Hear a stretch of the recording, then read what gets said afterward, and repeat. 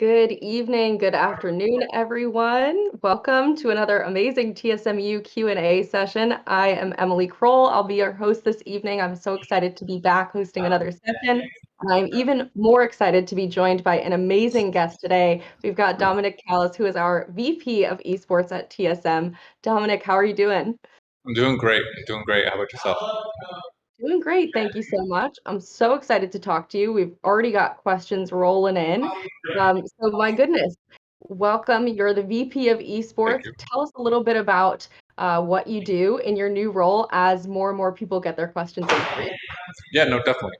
So thanks for having me on today, and been a big fan of TSMU for a while, and so glad to get to be on here and talk to everybody.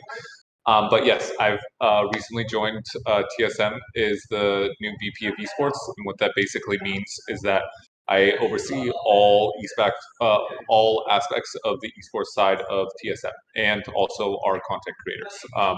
And so basically, we have sort of three different categories here within TSM Esports, which is our League of Legends side.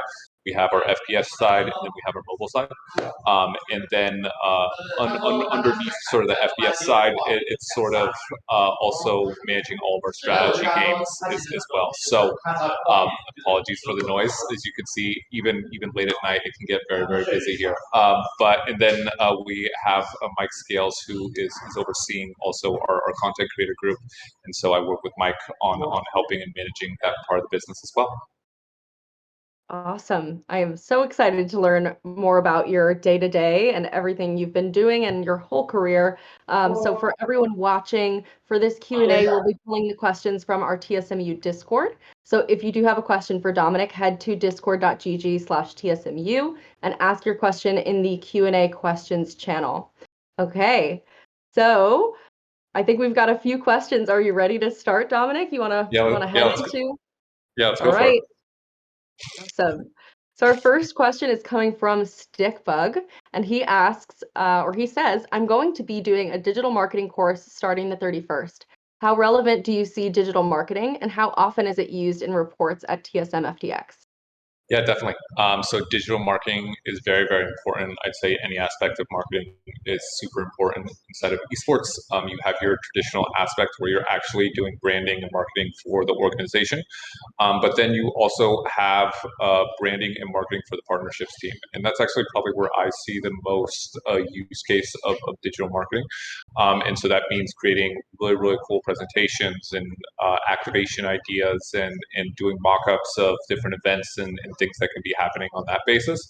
Then also putting together social campaigns. So how are we going to activate around this creator, or how are we going to do this cool activation for this partner? And what is it going to look like, during the week after, and in a month, and then also doing follow-ups from that of like saying, hey, we got all these great impressions, we got all these great numbers. This is what it looks like. This is how we delivered value to our partner. So very applicable. I'd say marketing is at the top of what I'd say was probably one of the most valuable degrees you can take into esports.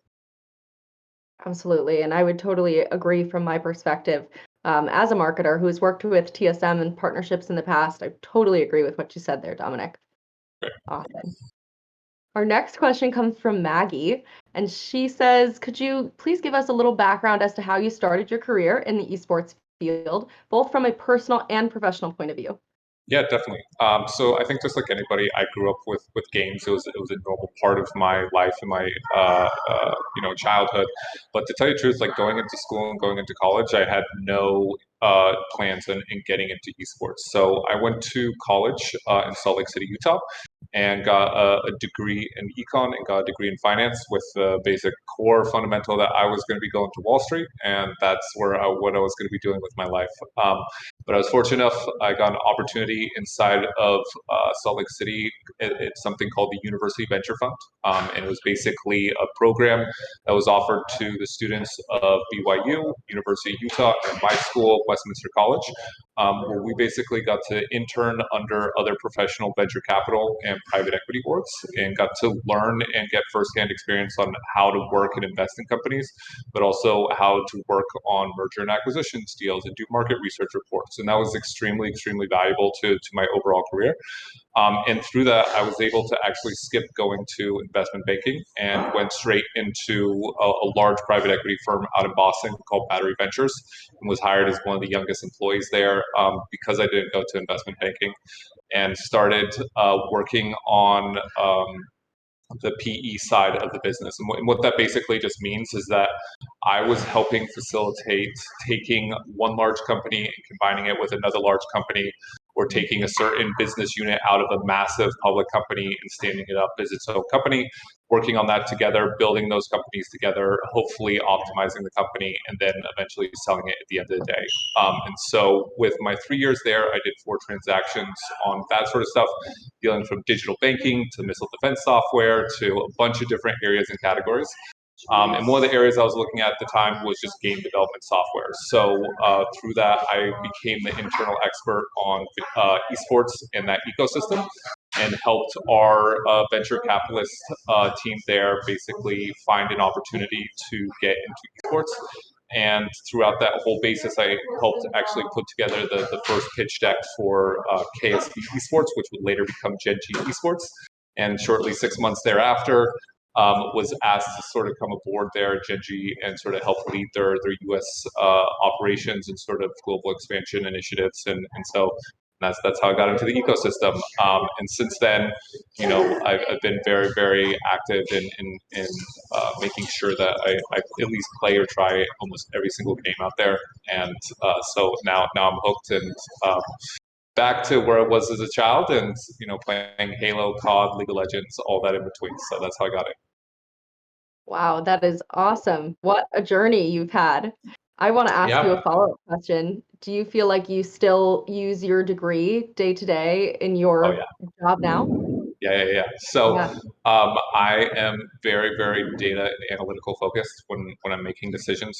I think there is a lot of people here in esports that make decisions of getting in or getting out of different teams or games based on hunches and, hey, I feel this is going a certain way, but I'm very much a person that is going to be using data and analytics to make all those sort of decisions. And also, I care a lot about finances, right? Like, I care on the basis that it's not just a good game. If I could, I'd literally be in every single esport, but making sure that it makes sense not only for TSM, make sure that it's something that makes sense for our partners, but then also personally that I don't want to be in games that I think we can't win and win consistently, right? I think winning is a big part of TSM, and it's something that's a big part of me, and it's something that I'm going to make sure we prioritize here going forward. Awesome. I'm glad to hear it. And our next question actually plays really nicely to the question I just asked, which is from Maggie again. And she asked, what does your day-to-day life look like as the VP of Esports? And how are you liking your position? Yeah, so again, it's probably going to change a little bit here going forward. Just as my I'm still getting onboarded and finding myself in the role here after about 4 weeks. But it's a lot. But I absolutely love what I do, and it helps me get out of bed early in the morning. So day to day, I usually get up around, I'd say, like 5:45, 6. I get up and go to the gym, and if I don't go to the gym, like, my day is shot. Like, I need that mental clarity. And so go to the gym, and then come home, shower, get dressed, come to TSM offices here, usually somewhere around 9:30. And then I'm here at the offices probably until like 10, 11 o'clock at night. And that means throughout the whole day, it's a bunch of different calls, and dealing with a bunch of different problems and helping solve a bunch of those problems is throughout the day. But on a regular basis, I probably have somewhere between 9 to 12 calls. And then on top of that, it's basically as soon as those calls are done at the end of the day, they can actually start my work, and start sending emails and responding to things that need to be done in situations that need to be handled. But you're like, all right, who are you talking to? Who are you calling? So a big part of that is calling and talking to basically every GM or team owner here for North American orgs. That's been a big priority of me first getting started here. It's talking with large developers and publishing teams out there, from Microsoft to Ubisoft to Epic, to Riot, and those conversations that keep going on there. And so it's just maintaining relationships. This is a very, very small ecosystem. You'd be very, very surprised, but it kind of, everybody knows everybody. And so making sure you talk to everyone, make sure you introduce yourself, making sure you're maintaining those relationships is really important. Um, and then also, talking to agents, talking to players, making sure you're keeping communication there, that you're maintaining good partnerships throughout the whole ecosystem is super, super important, and making sure you're reaching out to people. So, I mean, that's everything from me reaching out also to media partners and basically saying, hey, no, TSM hasn't been the best at communicating in the past, but I'm here. Here's an open line of communication. If you ever want to talk or have me on a podcast, more than happy to be that sort of sounding board going forward. And so, yeah, that's been a lot of my day-to-day job right now. Wow, awesome. And I feel like there's that saying of getting a job is all about who you know, but I think what's often overlooked is that maintaining your job is also about who you know, Yeah. and maintaining your relationships and connections in the industry, especially when the industry is as close-knit and small as ours is. So awesome. And I'm excited to see how your day-to-day evolves as you get more into the position. Thank you. Uh, yeah. Last question from Maggie here. She asks, what kind of advice would you give to those aspiring to work in the field? Just Yeah, I think the best thing that's been just told to me is reach out to people. You wouldn't be surprised. You'd be really, really surprised how often it really is working hard to find an email of someone or reaching out to someone on LinkedIn and reaching out with a genuine way that you think you can help that individual and how far that goes. Even someone in my position, I get maybe one or two of those emails every couple of weeks, and I will respond to that individual every single time and find ways to help them. I think most people in the ecosystem are that way as well. So what is really hard is just sending out like a blank, like, hi, I'm interested in esports. I was like, that's awesome. We're all freaking interested in esports. I think it's just adding that extra level of depth and basically saying, hey, I'm super interested in esports. I've seen you do this. I think this is really cool. I think I could help you with this. Let me know if there's ever an opportunity. Those are the sort of emails that I will respond to every single time and be like, hey, how can I help you? What can I do for you? And you've come to find out that like most people in the esports ecosystem are good, decent people that want to help other people. I mean, that's a big part of my job. If you take a 30,000 view of my job, it's being a dad to 130 plus kids, right? And making sure that they're succeeding and growing and developing the best way possible. And so I will view that the same way possible if someone reaches out and wants help in any way. Again, it may take some time and I may be a little busy and it may be a delayed response, but if you reach out with good intentions, there's going to be people there always there to help you. absolutely. That's a really, really great perspective. So thank you for sharing that with us. Our next two questions come from Gavin, and I'm going to combine them into one question for you here. Yep. First part is, what's your favorite part about your new job? And do you still primarily do finance in this job? Yeah. So I would say, what's my favorite part? Again, I think it's just getting to talk to so many cool different people and personalities. I think when you start talking to whether it's an agent, whether it's a team owner, whether it's another GM, is that everyone got into esports different ways. Every path is different. There is no structured path that this is the way to do it.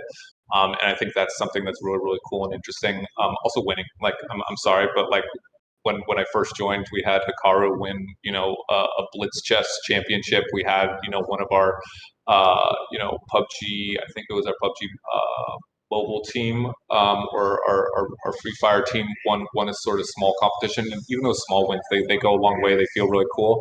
Then even, our LCS team, our academy team going out and beating FlyQuest, who was a full LCS team. I mean, that was a great feeling. Everyone was cheering here inside the org. You had, the biggest smiles on everyone's face. It was a massive accomplishment. And so I think, again, that's one of the best parts of the job.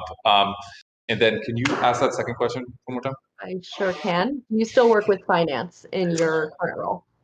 Daily. And so I think that's very much on doing analysis on, so inside of finance, there's something that's known as a profit and loss statement. And then basically you can attribute that to a full organization, or you can do it on a division by division basis. And what I did is I basically broke it down to a team by team basis, right?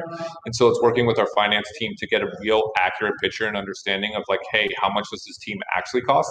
because it's not just signing a team in a roster. Like there's many costs that go into running and operating a team successfully, whether that's marketing budget, whether that's sports psychology budget, whether that's a scouting budget, all these different transportation budgets, hotels, flying, all that sort of stuff, and making sure that all those costs are attributed correctly, but also that the revenue is attributed correctly from sponsorships, from streaming, from skin sales, all that different stuff. And so I think getting a better picture of that can help you make better decisions in the future as well of what games are we supporting, what games could we be supporting more to drive more value, and what games have we maybe been way overspending on, and we should reconsider that. And so finance is extremely important to basically anything that you did, that you do here in this job. And so yes, I work with finance on a daily basis. Yeah. Wow. Great that you have all of that background, huh? Mm-hmm. Makes sense. Our next question comes from Belle, and they've asked, what went into building GenGs Team Bumble? What would it look like to have a similar team in League of Legends or at TSM FTX in today? Yeah, so this is actually something I'm really passionate about, and I'm really glad this question came up. So this was a big part of my, something I really helped push forward at GenG, along with my colleagues Jordan Sherman, who is now the CEO at Immortals, and Nathan Stans, who is a rock star, content creator. But basically, you got to take a step back and understand that in 2018, at that time, GenG had the best PUBG team in the world, bar none. We were going out and we were winning every single tournament. We were winning every single game. And at that time, the trajectory of PUBG was to the moon, right? But it was also about that same exact time that Fortnite started coming up and Ninja started streaming with Drake. And throughout that whole process, there was really different a paradigm shift, because there were issues with the PUBG sort of game at that time. The esports components weren't fully built out, and you quickly saw a lot of orgs quickly pivot and transition and move into Fortnite, which TSM did very successfully as well. But we basically got to the ecosystem when we got North America set up, where we were saying, hey, is it worth for us to pick up, the 40th or 50th best Fortnite player here in NA West or NA East and try to compete on that basis? Or should we do something else? Should we be more creative? And so we have basically been getting market demographic reports from Epic and what had been kind of shared in the ecosystem that, hey, this is actually a game where we're really starting to see for the first time that women are playing this game as well with their friends. And it's not really, the 9-10 demographic split that you're usually seeing. It's closer to 70-30, 60-40. And so from that whole perspective, we're basically like, no team has signed any talent out there. This is a brand new game. Let's do some extra scouting and searching. We basically came across two players, and I was the first person to reach out to Maddie Sun and Tina Reyes.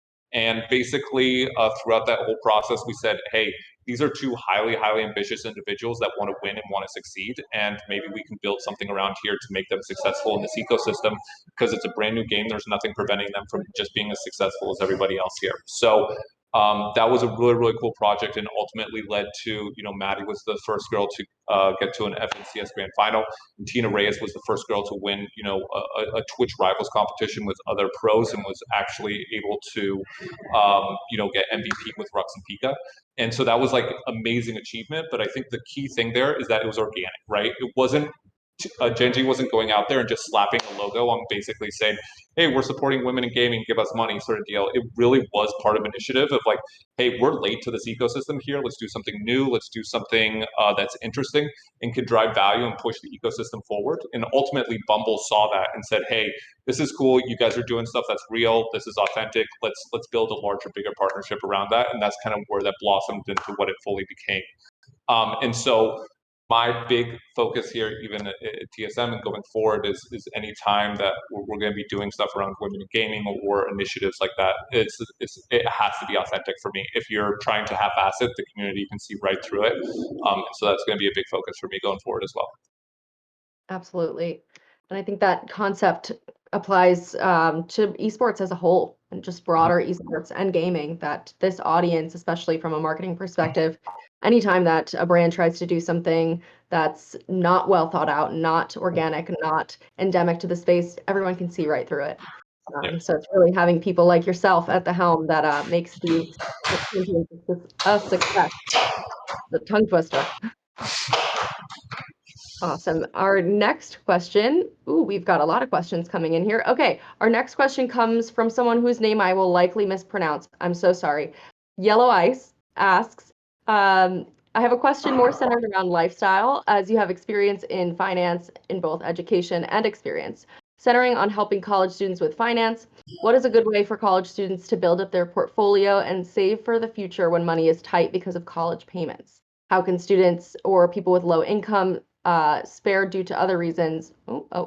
Okay, let's focus on the first question. What's a good way for college students to build up their portfolio and save for the future when money is tight? Yeah, so I think it's really, really important to say this up front, but any advice that I'm giving here is not financial advice and should not be taken as, should not be taken as personal advice to make financial decisions. That's just safe term to put that out there. But I basically do want to say is that I think finance is used as a very, very broad term, but can be used in so many different ways. And that's from personal finance to, corporate finance to all these different things. And they all mean different stuff. So what I can say is like, unfortunately, I probably don't have a good perspective on your current situation or for what someone else's situation would look like. And therefore, I don't really want to give too much advice on that because I don't want to steer people in the wrong direction. But what I can say is that if you are trying to if you're just trying to save funds and save money, the best way to do that is build a budget. It's been something that I've used since I was a really, really young kid.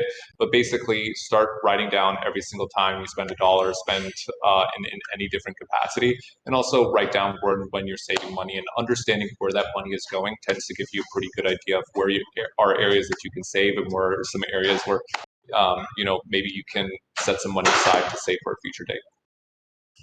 Great advice. The second part of his question here is how can students or even people with low spare income grow their wealth base to have an opportunity to grow and expand? So any advice for people growing their savings, their investment portfolio? As we said, you're not a financial advisor, but any general advice there? Yeah, definitely. I'd say, especially if you're a student, your most valuable thing that you have is time. And so you don't have a lot of it. And so I think the most valuable way that you can actually, um, make the most of what your current situation is make sure that you're actually spending time and studying in your tests, that you're spending that extra time to go and talk to your teachers during, their student teacher hours and all that sort of stuff, and getting the most money possible for what you're spending for. I think a lot of people don't realize that, but it's like a lot of people may recommend like, hey, doing side hustles or doing other things like that. I wouldn't actually like if that's something you need to do, great. I think that's a great way and a great strategy for a lot of people.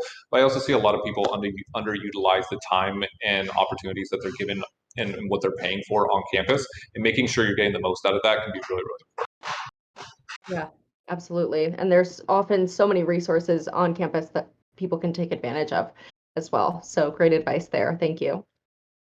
Our next question comes from Kayo, and he's asked for students who are aiming to develop their professional portfolio or looking to get into research-based work within the realm of esports. How would you best advise them to reach out to various organizations? It's Twitter DMs, it's LinkedIn messages, it's trying to find emails. If you will see on most large gaming conferences or something like that, that they try inviting a lot of these individuals, they will actually have their emails on their invite sheet. And so just typing someone's name and then typing at Gmail or typing different strategies around like that and just trying to find ways to reach out to these people is the best way to do it. I'd say probably the worst is actually Discord, because if you get one letter wrong, if you get one thing wrong, you may be reaching out to the wrong individual. And there's a lot of fake accounts that are set up around that basis. And so Twitter DMs of verified individuals and emails tend to be the best way to actually get a hold of people. Yeah, you snuck in a really great tip earlier when in one of your previous answers, where you basically outlined a great DM to receive from someone, Yeah. and something that I've shared with a mentor group here actually at TSMU, is that people love to have their egos stroked. People absolutely love when you take note of something that that person has done. So in Yeah. your initial outreach to that person, if you want to be saying, "Hey, Dominic, I've seen XYZ. I watched your TSMU Q&A. It was great. I have this question for you," or something like that. People love to know when you've actually put research and care and thought into the person you're reaching out to, as Yep. opposed to just sending a blanketed, message that maybe you're sending out to a bunch of different people. It always goes a Exactly. long way when messages are personalized. Exactly. And while you may save 15 minutes by not doing that edit and sending that to 20 different people, the chances of you getting a single response from those 20 people decrease significantly if those messages aren't personalized. Absolutely. Absolutely. An exciting question again from Kayo or Kayo, who's asked more about the Team Bumble at GenG. So from when you spearheaded GenG's truly global footprint to the early development of Team Bumble, what would you say were the most critical points in not only pitching these ideas, but also in executing them? Yeah, definitely. I think it was actually working with that fine line that, look, Maddie and Tina wanted to win. They didn't want to be known as the best girl gamers. They didn't want to be known as like, hey, we're being put on this pedestal for all, amazing women within the ecosystem. It really was just like, hey, we just want to be recognized as good, Fortnite players, right? And so being able to have them come in and tell that genuine story to sponsors, if there were sponsor opportunities available, was really important to us. I mean, very rarely you actually see here in the esports ecosystem where you'll pull in players to be part of sales pitches and stuff like that. But it was actually something that was important to them, that they were like, hey, we want to know that, hey, partners are coming aboard and we're doing stuff here that's authentic, right? And we don't just want to, be basically have the wrong partner. And so I think from that whole perspective of working with the players and helping do a pitch and do a partnership in a way that was authentic, but also doing it in a way where they felt like they were being valued as well. I think those were challenges that we went through, but I think ultimately we ended with Whitney Wolf, who is an authentic badass, and she really kind of championed the idea. And I think even when we all went down to Austin and met with her and her team and that sort of stuff, that was what kind of brought it all together and just made it feel natural. Yeah, that's awesome to hear. And so glad that you all found so much success with that. It's really amazing. I do want to just remind everyone quickly how to ask questions if you do have a question for Dominic. We are pulling questions from our TSMU Discord live right now, so you can still submit questions. So make sure you head to discord.gg/TSMU and ask your question in the Q&A questions channel. Cool. On to our next question. This comes from Major Heck. And he's asked, how important is it to connect with other directors of esports and game developers to assess potential factors that may affect the viability and growth of future competitive gaming in new areas? Yeah, 100%. So I think this is an amazing question. And so when you look at the ecosystem, yes, League of Legends is the biggest game out there, and bar none, like reaches millions and millions of people, right? And so that makes it a very easy decision of basically saying, yes, if you want to be a top esports org, you should be in League of Legends, right? And I'd say that's the case for basically any tier one esport. And so games that are getting, more than 1 million peak viewers on Twitch for their championship events and are driving significant value that's just above and beyond what other games are delivering. And peak is not the end all be all metric, but it's just like it's a safe baseline for this sort of for this sort of conversation. So if you're looking at that, you're like, all right, these are easy decisions on that basis. And so, but then when you start looking below that, there's a lot of games that are considered, tier 2, tier 3, tier 4, but they need to be done in a way that if you're going to invest resources into those games, they need to be delivering value for the organization in one way or the other, whether that's fan growth, whether that's sponsorship basis. there's a lot of different reasons for different teams being in different games. This is where it's super, super, super important for me to talk to all these different teams, to get everyone's different perspective on all these different orgs, on why are you in this game? Why are you in this game? Why is this game so important to you? Because everyone has different goals and aspirations and different levers that they're trying to, they're trying to support their investors. They're trying to support what their CEO wants to be in all these different games. And so understanding what everyone's motives are gives you a better understanding of why someone's in a game, which may not align with your own with your own company's strategy, right? And so if you're able, you can guess as much as you want, but unless you have that conversation, you ask that question, you'll actually never really know. And to tell you the truth, some of these org and team owners may say, hey, I can't give you too much detail on that. It's a great game for us. It may just leave it at that. And that's totally fine. But again, you'll never know if you don't ask. And that's kind of a mentality that I've always had. Is like the best way to accomplish what you want to get done, but also what, most likely your peers want to get done as well, is just have open communication and be talking about things in a way that you're sharing information, but not giving away secrets, right? And that's actually pretty easy to do when through a little bit of experience and understanding what you can share and what you can't share. And so that's where it becomes really important to talk to all those owners. Also, being part of a league, you have to understand that all the teams that are within that league are all technically working together for the success of that league. So for us, the LCS has been, extremely, extremely successful, and has been a great working with all the other owners and sort of team managers within that ecosystem. But the only way that you can make that and have that be successful is to talk to all the team owners, to talk to all the other GMs, and understanding what they're trying to get out of this year, and ways that you can help them and they can help you. And the only way you can do that is by talking to other people. Yes, all about those connections. Awesome answer. Thank you. Our next question comes from Major Heck as well.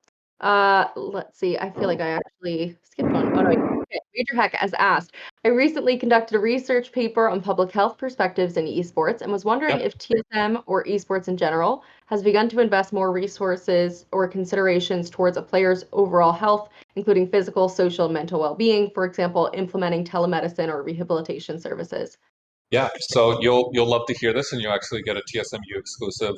And so right now, we're actually working with a product provider right now to really focus on sleep and recovery. So again, through my time at GenG, we really found out it's like, hey, you can do a lot of different things, whether that's player mental support, whether that's food, whether that's nutrition, whether that's working out. There's a lot of things that can deliver a lot of value to a player and help their overall performance. But the biggest actually tends to be is like, are they getting enough hours of sleep, and are they recovering from the strain that they're experiencing during the day? And so I don't want to name drop anybody, but we are working on a program right now with our LCS team and with our Valorant team, that will have some form of wearable technology. We will be really pushing and promoting sleep and recovery, and that will be a top priority for me going forward. That's awesome. And I know that there are some pretty amazing resources that will eventually be available in the TSM facility as well. Don't know if you can talk about that at all, but I know that it's been a major focus for you all over the recent years. So it's been great to see as a partner. Yep. I think TSM as an org really does care about their players and investing in their players, and so and through development as well. So making sure that again, I don't think you need to give everything under the moon, because again, sometimes that's overwhelming, right? And these guys only have so many hours in their day, especially when they're practicing and focusing on so many different things. So you don't want to pull too much away from that distraction. But if I can make sure that players are getting the most amount of sleep and the most amount of recovery, you actually will find out that actually helps fix a lot of these other areas as well. And so really prioritizing that these guys are getting as much sleep as possible, so that they have fresh minds when they're on the Rift and when they're practicing. It's going to be really important for me. Yeah, absolutely. Great questions, Major Heck. Thank you. And thanks for your answers, Dominic. Our next question comes from Gavin, and he asks, can you expand on what was in the pitch deck you showed GenG Esports back in 2017? Yeah, definitely. So it's actually a super interesting process. So I was actually pitching to my own org, and this happens quite often. And basically, what happens is, a VC, it's most likely a venture capital firm, basically comes up with a cool project idea, and they're saying, "Hey, we believe in this thesis or this idea, but we don't necessarily know that we have the right company that we can invest in immediately right now. So if we're not going to be able to do that, let's find the right CEO that can kind of lead this project and help execute on this thesis. And so throughout that whole process, I started working with Kevin Chu, and Kevin Chu was the former CEO of Kabam Games, which sold for billions of dollars, and very, very successful entrepreneur, and has done amazing things for the Cal community as a whole. And he basically was like the guy that we worked with and selected there to help start that project. And so I sat down with him. So initially, it starts in the beginning of saying, hey, this is our core thesis, and at the time, certain opportunities have become available. So that was, the Overwatch League, that was, the Samsung Galaxy esports division as a whole. A few of these other things that, have basically become available on the market. We basically saw, hey, if we can work here and we can execute on a few of these different acquisitions and bring all those acquisitions under a single brand, that we could build something cool and exciting here. So it was basically a pitch deck of, I'd say, about 20 pages of coming up with, hey, this is who we are, this is who the executive team is, this is why these are the cool opportunities, this is why you should invest in us, and here is a rough estimate of what our end success would look like. And so when you put that all together, then you basically pitch to your own internal VC fund, and it was my job to basically help the CEOs, but also help sit on the side of, hey, being judgmental about this opportunity. And then throughout that whole process, they got approved and went and launched KSV Esports. And then basically, because that was one of my investments that I was helping the partner on, I was spending a bunch of time with that group and kind of helping them develop there. Then throughout that whole process, it basically just made sense for me at that time to basically join the org as a whole and help more on an operational level. Absolutely. Wow, what an experience. And I think something that's often overlooked when you're first starting out is that here's what success will look like for us. Essentially an ROI for what you're proposing, a return on investment. So there's a lot of times where I've seen proposal, I'm sure you've come across this in your career as well, where there's a great idea, but there's not really any thought or data to what's the outcome. There's maybe a really great idea, but it needs to be developed further so that brands or teams, organizations, whoever you're working with can see the true value of what this idea is going to bring Exactly. to their organization. That's a really critical piece. Yeah, definitely. And to tell you the truth, I think that's also helpful for chat or for anybody here, whether it's you're pitching yourself. That's a great way to basically put it, is like, hey, this is who I am. This is where I can add value. This is something cool that I can do for your organization. And here in a couple of years, if I can execute on some of these things to be given the resources to do this, these are the great things I could do for your org, right? Giving that sort of pitch, that's one way to think about it. For a lot of other people who maybe are running their esports group or their esports division within their college or their university, you can view it the same way, basically saying, hey, these are the teams I'd like to pick. If I'm given the resources, this is what I can do with it. And then this is the branding that I can bring for the university. Thinking about it in that sort of model makes it much easier for people to make decisions on, hey, is this valuable for me or is this not valuable for me? And especially, places like collegiate universities, if they see that you're putting in the effort and the forethought behind it and you're not just sitting there with an open hand asking for money, it helps them be able to execute and help you as well. Absolutely. Hands down. Great stuff all around. Our next question comes from Mayonnaise. Great name there. She's asked, I noticed that you had graduated with a Bachelor of Science in Economics and Finance, and as someone struggling to pick a field of study that facilitates entering the esports scene, would you say that a relevant degree is as important as having experience, or is one more important than the other? I actually think, as I said a little bit earlier, every path into esports is a different one. And so I wouldn't value one as more important than the other. To tell you the truth, the reason that I got to 2 degrees is because on day one of joining my collegiate of joining my college, I basically knew that I wanted to go into Wall Street, and I saw on a forum somewhere that economics and finance were important degrees, and so I just decided that, hey, screw it, I'm just going to get both. So that was something that I knew from day one, but that also is a very unlikely situation and doesn't fit everyone's sort of story.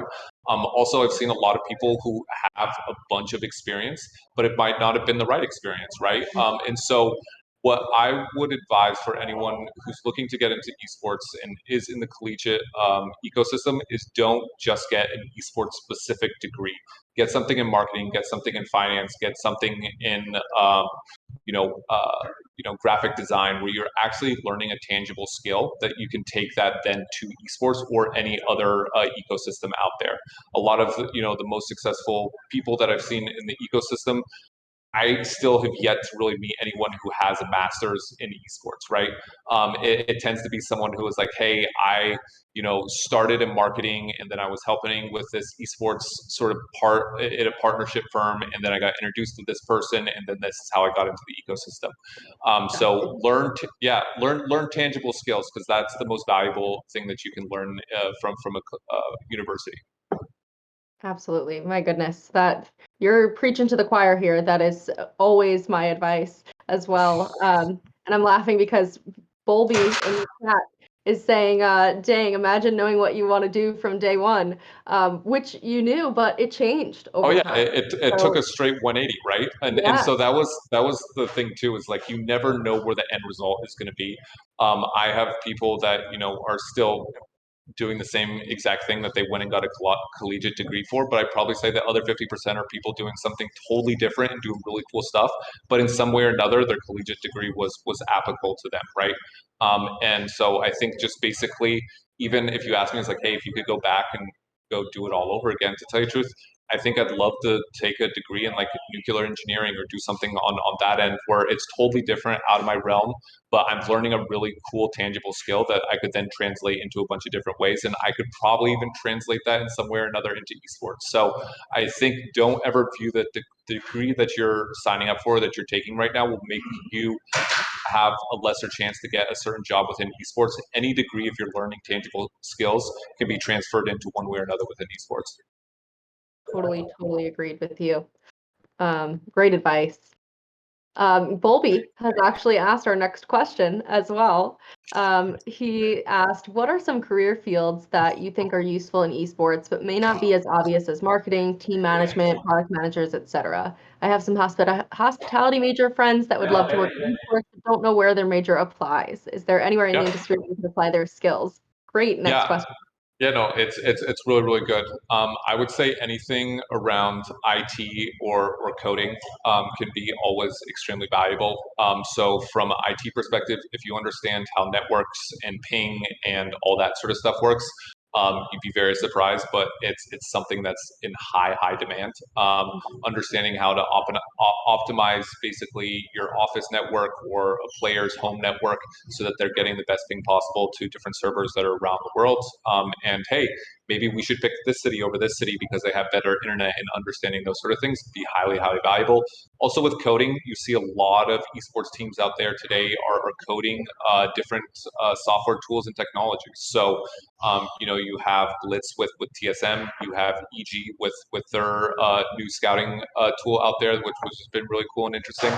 I think even T1 is part owners in Mobalytics, and so I think everyone is doing other cool things and coding different tools, and that can always be viewed as valuable stuff out there. So and then for the hospitality thing, I think that is something that would look as highly desirable for any team manager. That if you know how to communicate with people, especially people who may be temperamental or frustrating sometimes, and know how to de-escalate situations, that could be extremely valuable to someone on a team manager perspective, or even on a partnerships perspective. Being able to have conversations and be friendly and be able to communicate within a boardroom and all these sort of things are highly desirable skills. Yeah, absolutely. I always say transferable skills, and I like your way of putting it, intangible skills. But my advice always is to just think about the position that you would want. Think about your dream position and all the skills and qualities that you possess, and how you could bring those skills and qualities into that dream position. I think you did a really nice job of summarizing some of the applications there, Dominic. So thank you. Thank you. Awesome. We've got a few more questions for you. Yeah. What advice would you give to someone looking to go pro? What steps can I take to give myself the best chance to break through? So I would say number one step is making sure that you have. Uh, Man, this is a hard one. okay, please don't backlash at me too much, but like I have found that some of the best pros that we have here within the org and what I've seen within I think the esports ecosystem as a whole is supportive parents. And I know that's not the case for everybody. And I think that's really rude of me to even say that out loud. But having someone that can help support you in your goals and your initiatives in any aspect of life, whether that's gaming or something else, can give you a really big leg up. If you don't have that, you can still succeed within the ecosystem. All that I basically got to say is that it's time in game, and it really there's no cheat code, there's nothing to it, and it really is the amount of time that you're willing to invest and not just play the game, but get better at the game and learn how to improve your own skills and be self-critical as well, and not just say, oh, it was lag or oh, the guy's cheating or something like that, but really take to the respective and basically watching your VODs back and saying, hey, man, I could have watched that corner a little bit better, or I should have pushed at that point. And understanding that can really take you to that next level.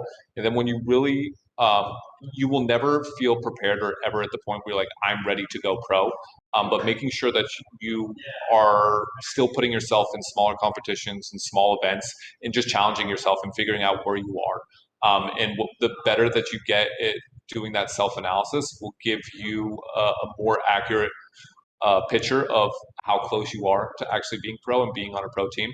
And then you'd be surprised. Like if you go to some of these tournaments and you're playing with some other people and you're really fragging out and you're doing all this stuff, you're like, man, I actually am better than a lot of these other players. And luckily games like League of Legends and Valorant have a rank system where, man, if I'm getting to the top of this rank system, other teams will notice you. And so I think continuing to see the importance of ranked and being able to do self-improvement and grow your own personal stats and not just sitting there and it's like, give me a shot, give me a shot. Understanding that every player on our team is here looking for a shot, right? And so it basically is, if you got to put in the time and the work and the effort, that's what will really get you to the top. For sure. And do you think that there's any merit to building a personal brand as far as breaking through as a pro? And if so, what advice would you have regarding building up your personal brand? Yeah, I think it's really hard because I think that's everyone can deal with that differently. Again, is a person sits in my position, I would say yes. I think every player should be streaming as much as possible and putting themselves out there as much as possible. But everybody's different, right? And everybody has different ways of dealing with criticism or dealing with the way chat can sometimes be as you kind of grow that personal brand. And so I will never sit there and press someone to be like, hey, you need to make more tweets or you need to do this sort of stuff. Like, again, everyone's going to grow their own brand in their own way. I think TSM can help or being part of, large org can help you grow your brand quicker. But at the end of the day, the people who are still large brands on TSM or any other org are there because it's a combo of them working with the org, but it's also they worked on themselves and helped pushed out their personal brand that way. I'd say a brand can help you get more visibility, but to tell you the truth, the esports ecosystem has been around long enough that people are putting in the time and the work to do scouting and analysis. I can tell you there's very rarely a tier one esports that someone is just on a team because they have a bunch of clout. It tends to almost always be that a scout or a coach vetted them and they've gone through a process and they've proven themselves to be deserving of that spot. And so while I can say that it does help and it can help you in personal and financial ways, it's not something that is necessarily required because again, I've seen a lot of people who have no activity on social media, especially within Korea or APAC, and are some of the best in the world, right? And so especially here in North America, it may seem as like, hey, you need to have that to be popular or to get onto a team, but that's not the case at all. Yeah, yeah, absolutely. Thank you. And I think the same applies from a brand partner perspective as well. Endemic brands or even non-endemic brands that are playing in the esports space. More and more, especially as we talked earlier, the audience is critical of the activations that happen in this space. And so brands are not necessarily looking for just big names anymore, just big personalities. It's more looking at the whole package and what somebody's really bringing to the table as an individual, as opposed to maybe just their online persona. Definitely. Yeah. Next question, how do you deal with and help prevent burnout? Any advice for avoiding burnout? It's a great question. And to tell you the truth, I find myself extremely blessed that I have a strong level of extra positivity, almost to a fault, where I will try to find the silver lining in everything. And that helps me get through a lot of long days and hard times and losses, right? If you can try to find the silver lining in a lot of different things. That being said, that's not the best case and solution for everyone, and everybody handles pressures differently, and everyone is going through different challenges differently, right?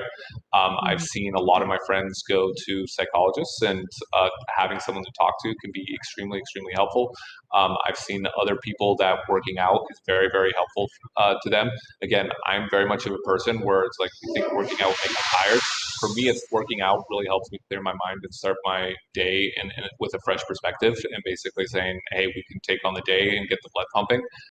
And so I think everyone should handle burnout differently, but I don't think even someone like me, I'm not licensed to be able to sort of provide that advice. All I can say is that everyone's different, but there are a lot of tools out there to help you. But at the end of the day, every situation is different.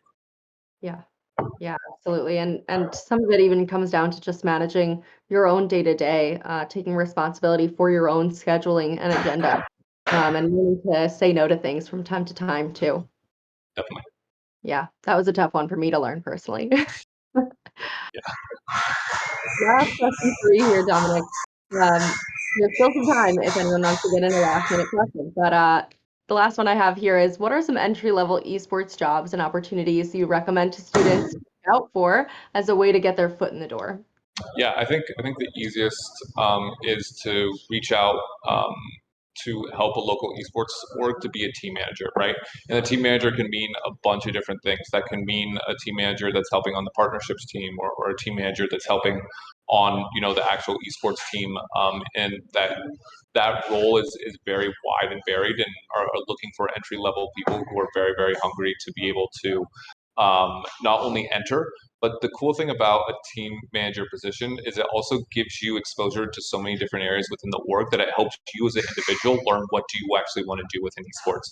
A lot of people find out when you pull back the black curtain and when you're working on an esports team or you're working on a partnerships team that it may not have been everything that you dreamed or imagined that it would be. And that's okay, but that's a good way to figure out what you're interested within esports and what you want to do. The other area is also on a social team or a social media team. While we probably have the best uh, you know, social media overlord in the world with Dunk, he also works with a team of 2 to 3 other individuals to help him with pushing out content and all that sort of stuff.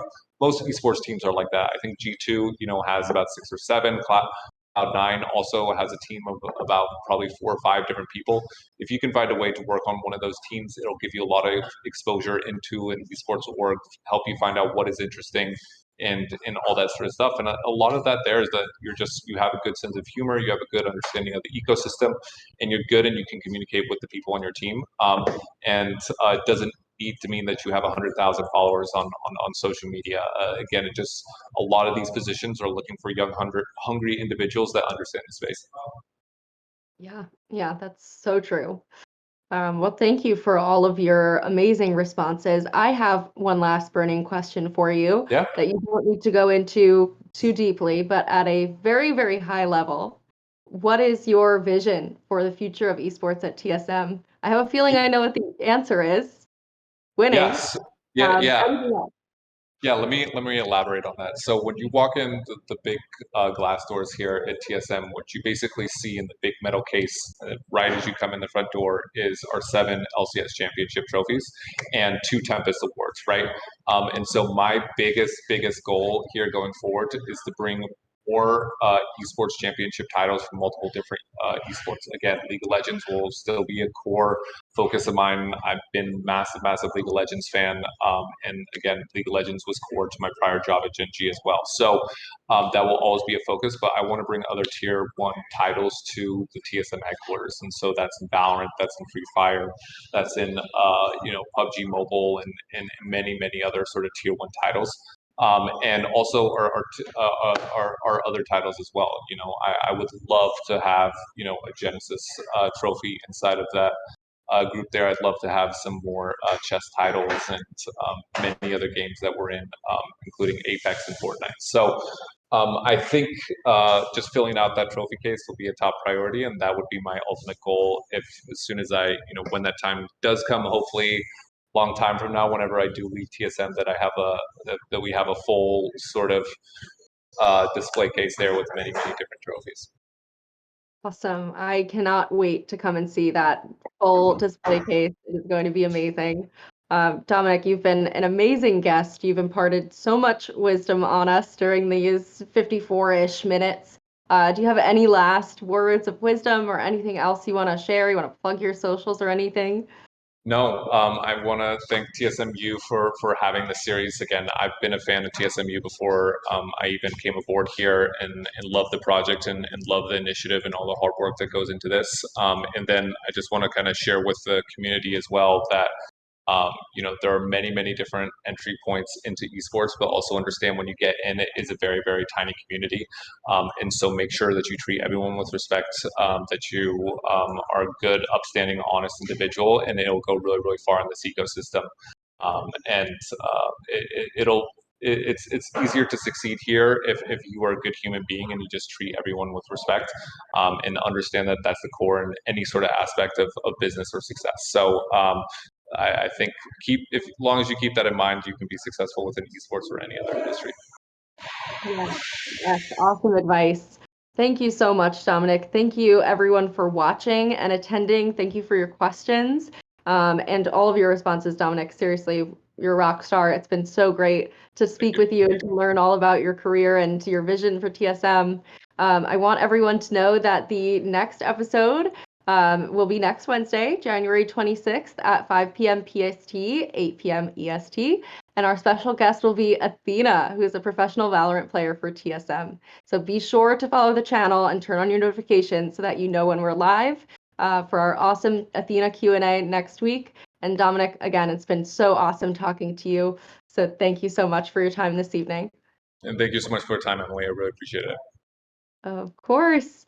All right, everybody, make sure you join the Discord as well, discord.gg/TSMU. And I hope you all have a great night.